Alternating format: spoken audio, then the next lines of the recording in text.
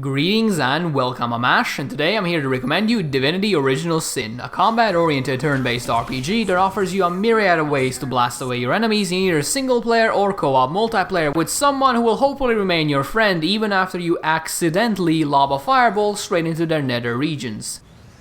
Before I go over anything else, it's worth mentioning that even though Divinity Original Sin features co-op multiplayer, the entire game is perfectly beatable in single-player alone. The only issue you will ever run into while playing solo is that sometimes you will be required to hold an argument between yourself and yourself. It's a bit weird, I'll be the first one to admit that, but if you're willing to suspend your sanity for a couple of minutes and roleplay as two completely different people, you'll be able to enjoy the same sort of thing the multiplayer version offers. On the other hand, if you have a friend who shares your love for RPGs and doesn't mind the occasional difficulty spike, you will find that Divinity Original Sin offers a type of gameplay experience you will find nowhere else.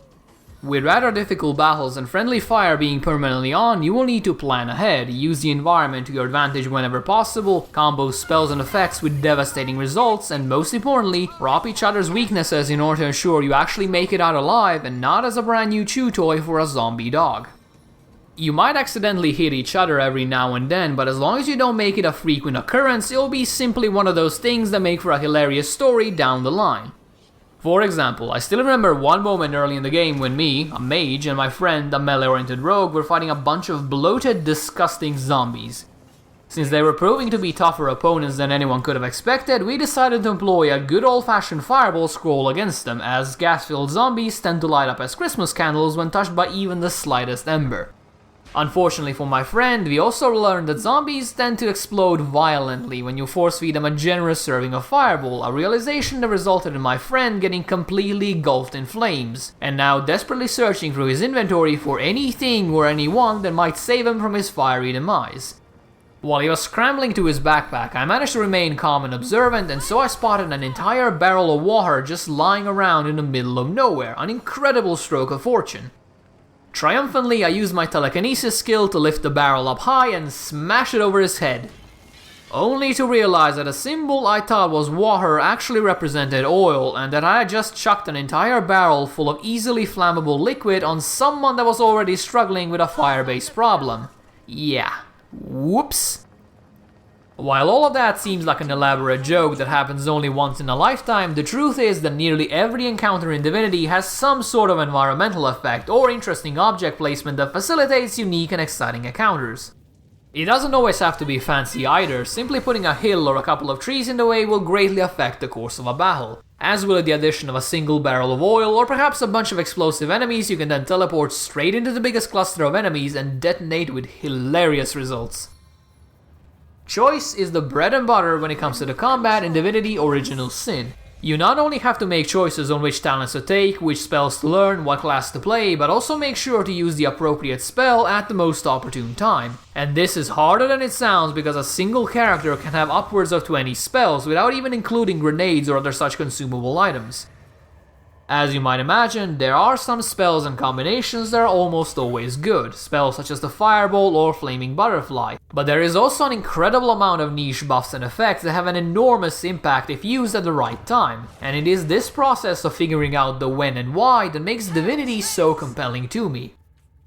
Simply having a lot of choices, however, doesn't mean the gameplay has any depth to it, as many have learned for the first time with the launch version of Diablo 3 that sported something around 200 spell permutations per class, with only 10 of those even being worthy of consideration.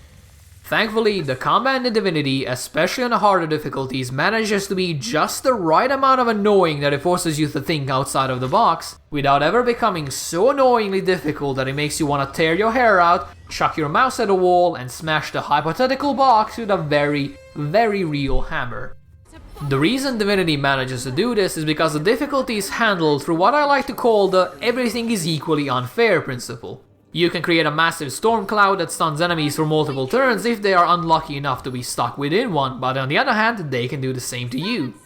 You can then counter this by either avoiding the area the storm will hit, drinking a potion of air protection, or applying some sort of resistance buff to yourself, but so can they. You can decimate your opponents in a couple of hits, thus making your spells and abilities always feel powerful and awesome, but much like your opponents, you can't take much of a punishment yourself. When you combine all of this with some extremely stylish graphics and sound effects, you get a combat system that is exciting both in terms of strategy but also in terms of spectacle. Corralling your enemies into a tight spot, oiling them up and setting them ablaze with a gigantic fireball is satisfying enough from a plan well done sort of a perspective, but the impressive visual effects and the whoosh of a fireball as it flies towards its destination only serve to make an already great combat system feel even better. As far as combat goes, I have very few complaints as it manages to be difficult but fair, chaotic yet understandable, and most importantly, filled with a whole bunch of background objects, effects and traps that you can use to approach each encounter in your own personal way. Whether that be through the use of overwhelming force, clever use of area effect abilities to force enemies to bunch together, or whatever else comes to your mind. The one complaint I will level against the combat system is that the first few levels are unnecessarily harsh as you only have access to a few measly spells. Spells that don't tend to get their job done very well when you have an entire menagerie of the undead chasing after you. You may have noticed at this point that I've only focused on the combat aspects of Divinity and what exactly I found great about them. There is a good, or rather bad reason for this, and it's the fact that the story is generic at best and completely laughable at worst. Even after going through a complete rewrite with the Enhanced Edition, the story in Divinity manages to somehow simultaneously be self-aware and cheesy, but also completely serious and melodramatic, which is a combination that makes for some rather cringeworthy storytelling. To give you a spoiler-free example, there is one moment where a character discusses the upcoming end of time itself, a rather serious matter given that we are talking about the end of everything.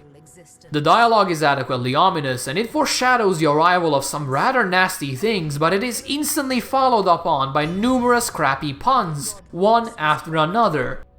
I have no problem with puns, I even consider myself a connoisseur of shitty jokes, but if you're trying to tell a serious story, tell a serious story. You can't just mix and match two completely different styles of writing and two completely different tones into the same dialogue and expect everything to work out fine and dandy. It just doesn't.